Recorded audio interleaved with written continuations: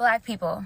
President Biden, the same president who this year thanked Black people for getting him into office, made all of these promises to the Black community, and who has been in office now for 8 months and has given Black people nothing but symbolic gestures, has just announced that he's going to give $500 million in aid relief to Afghanistan refugees. The Afghanistan refugees have been in America for 30 years. 30 years, and the Biden administration is giving them $500 million in aid relief. But Black people, who he credits for giving him into office, who have been here for 400 years, who are forcibly brought here, who has experienced the worst and most unimaginable treatment from this government than any other race, has been given $0 in monetary aid and reparations. Black people, it's been 53 years since the Civil Rights Movement, 53 years of voting, and the only thing we ever get from this government is symbolic gestures.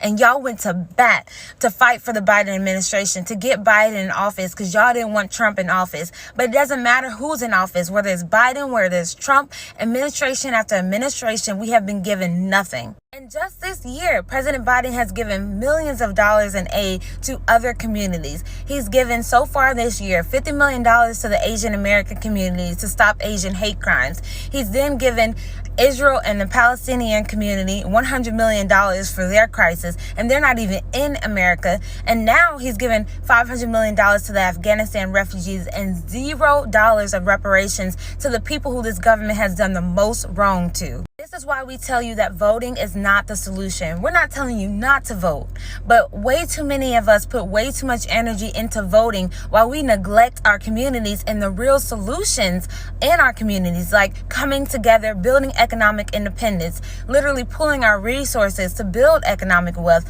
setting up conflict resolutions to end gang violence, domestic violence, and all the things that stop us from uniting as a people and stop us from building economic wealth. So many Black people are willing to show up to the voting polls, willing to show up to protest and beg this government, but we're not willing to show up when real leaders like Minister Farrakhan call for 10,000 fearless to come in the streets and stand in between the guns to build conflict resolution so we can come together and end all of the issues that our communities face. We don't come together and support things like the Black National Treasury, where it's a central location for us to pull our resources and pull our money and build schools, buy land, buy farm, and end all of the suffering and do for self and really change our community ourselves. We can no longer sit here and rely on this government and rely on voting for this government to do something that we can do for our own communities. So follow me for more, where I'll be talking about the 10,000 Fearless and the Black National Treasury.